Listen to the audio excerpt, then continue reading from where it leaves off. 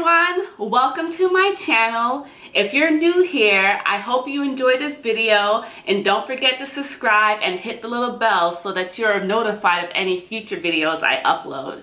So in this video, I wanted to discuss the basics of the 10-step Korean skincare routine. I know, girl, 10 steps?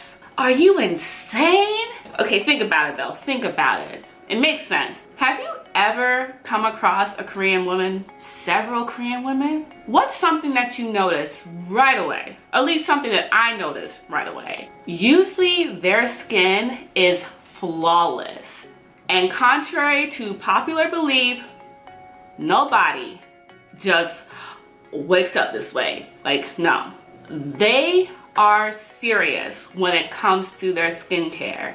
They work hard. They put in a lot of effort into their skincare routine, and the results speak for themselves.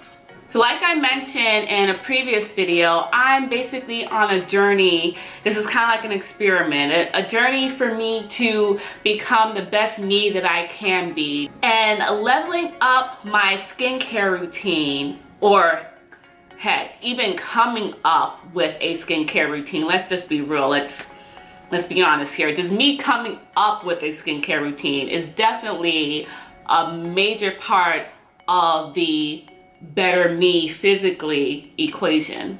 So while I was researching about skincare, the different products, the different steps, what should be included in someone's regimen, that's when I came across the 10-step Korean skincare routine. And if you don't know, the 10-step Korean skincare routine has gained a lot of attention in the Western world in recent years. That's why you're seeing more and more Korean skincare products, Korean beauty products being introduced to the American market, being more easily obtainable in America. So don't get intimidated by 10 steps. If anything, be inspired. Remember, you can always personalize the routine to fit your skincare needs. You don't necessarily have to do all 10 steps.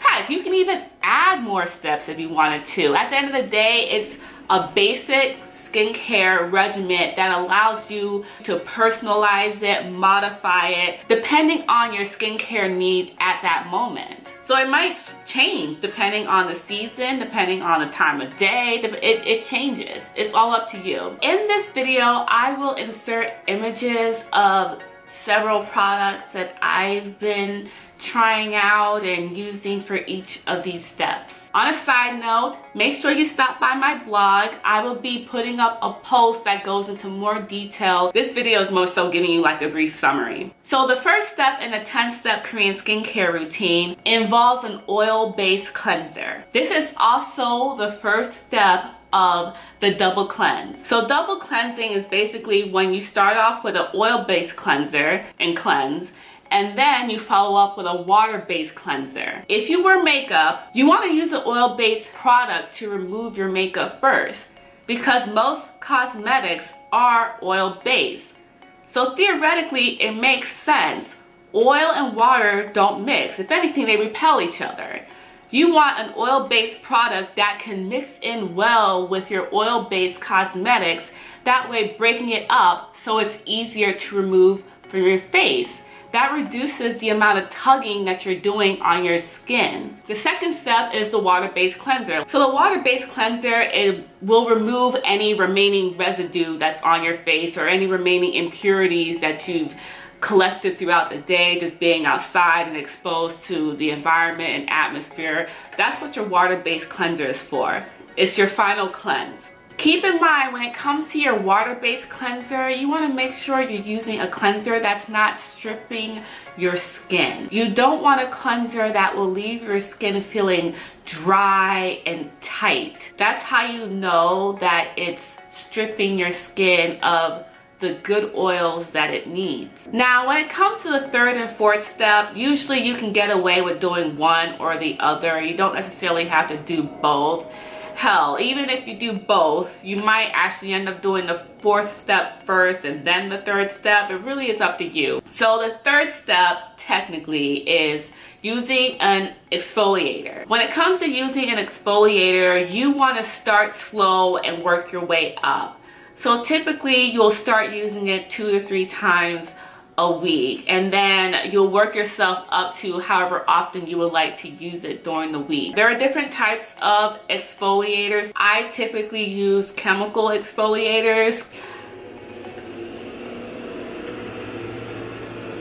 I'm sorry, you guys. See, I film right next to my window, so I mean, you hear all the pace buses and everybody and a mom coming by. Just ignore the background noise, okay? Just ignore it. Step 4 is a toner. Toner basically rebalances your skin's pH level. Now, this is why I say a toner and exfoliant can be interchangeable. A lot of exfoliants, not every exfoliant, but there are many exfoliants out there, especially if it's a chemical exfoliant, that will help balance your skin's pH level. A lot of those exfoliants are slightly acidic, just like many toners are slightly acidic. Because they're slightly acidic, they help rebalance your skin pH levels. In case you didn't know, your skin, just like your scalp, is more on the acidic side. It is slightly acidic. So it's good that after you cleanse, especially if your cleanser tends to alkalize your skin pH, which many cleansers do. It's just the nature of water-based cleansers that it'll do that. Some are definitely worse than others, so you gotta be aware of those. But you want to rebalance your pH. That's why toners and exfoliants are very important after you cleanse. So a toner rebalances your skin's pH level. It also gives your skin a boost of hydration. That is the first step that gives your skin hydration, is a toner. The 5th step is incorporating an essence into your skincare routine. An essence is like a hybrid between a toner and a serum. Basically, you're adding more hydration to your skin. You're adding also nutrients to your skin with your essence to help with cellular repair, to help with cell turnover, things of that nature. So it's a good sort of in-betweeny transitional step between your toner and or exfoliant and your serum. So step 6 is treatments. So your treatments are your serums, they're your ampules, they're your boosters, they're your, maybe you have prescription skincare products. That's when you would incorporate those things. Step 6, your treatments. So after you've completed your essence, which basically preps your skin to accept all the goodness you're about to give it, then that's when you move on to your treatments. Your treatments are targeting specific skincare issues. That's the purpose of a treatment. Like for instance, if you're dealing with hyperpigmentation, or maybe you have an issue with acne, or maybe your issue is fine lines and wrinkles, or dark circles underneath your eyes, or discoloration, whatever, that's when you would incorporate agent that is specifically formulated to target that skincare issue. Step 7 is sheet masks. I've never incorporated or used a sheet mask until I came across the 10-step Korean skincare routine. I actually got a tip from one of my friends who's Korean, and she recommended, well, let me back up. She's the one who actually gave me a couple of sheet masks to try. Sheet masks that she had brought back from Korea from when she visited there. So she gave me a couple to try, and she recommended that I put them in the fridge. I was like, really? You're gonna just put the sheet mask in the fridge? And she was like, actually, some of these sheet masks are formulated for you to put them in the fridge. Like on the back of the sheet mask, there's like this little color indicator that tells you that basically it's ready to use because it's now cold. When you take the sheet mask out, and usually they're so hydrating and moisturized, like they feel really good against your skin. Like when I take the sheet mask off, my skin feels so soft and plump. But imagine putting it on cold.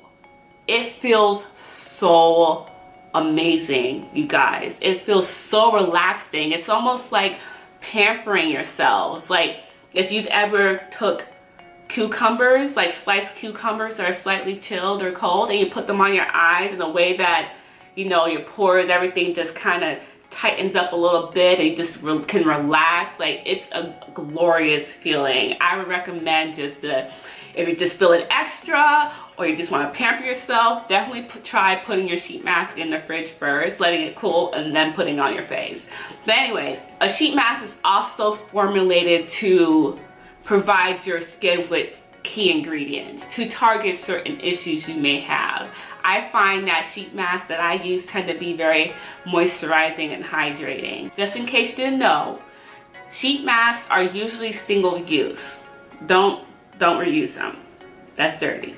Don't do it. Step 8 is an eye cream. Now, I know some people who don't believe in eye creams, and trust me, I've tried so many eye creams that were just like,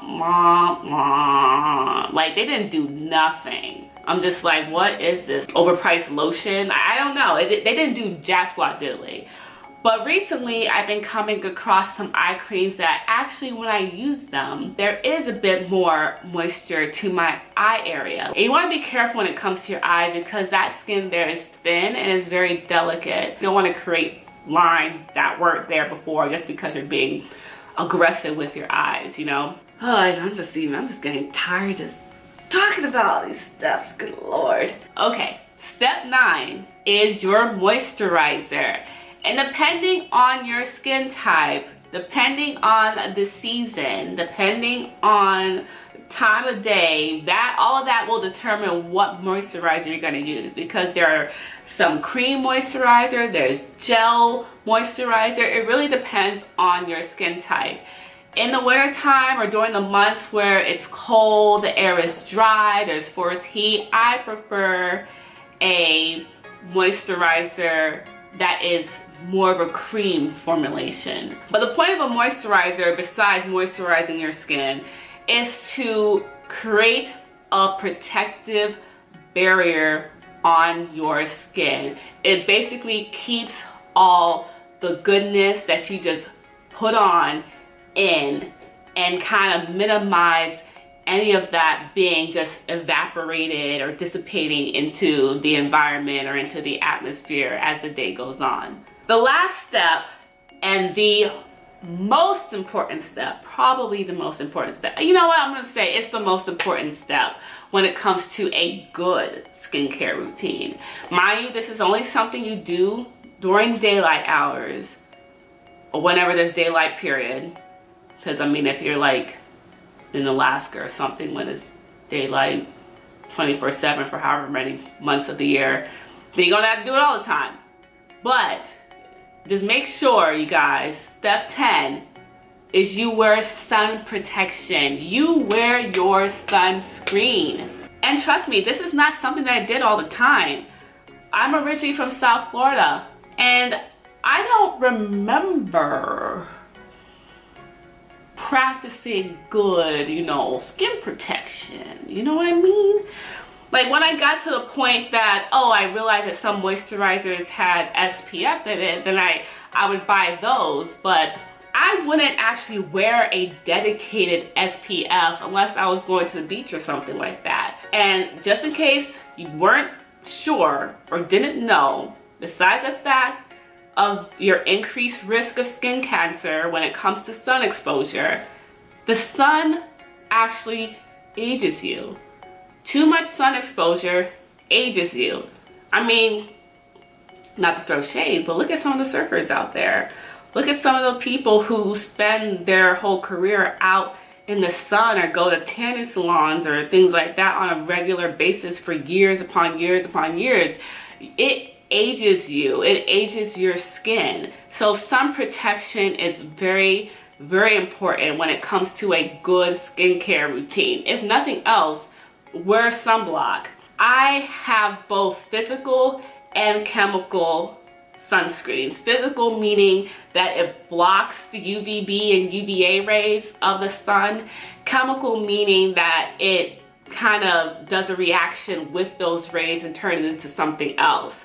I prefer the physical sunblock, although it's very hard to come across physical sunblock that does not make me look casket ready. Yeah. So basically, moisturizer keeps the good stuff in, Sunblock keeps all the bad stuff, what the sun is trying to like, it keeps all of that out. Well, you guys, that is it for this video. I hope you found it informative. If you like the content, please like this video, give it a thumbs up. If you think someone else would benefit from hearing the information in this video, be sure to share it with them. Invite them over to my channel. My family wants to grow. We love new people. Tell me in the comments down below some of the changes that you've been making to your skincare routine in order to level up, in order to be the best that you can be. Thanks for stopping by. See you at my next video. Bye.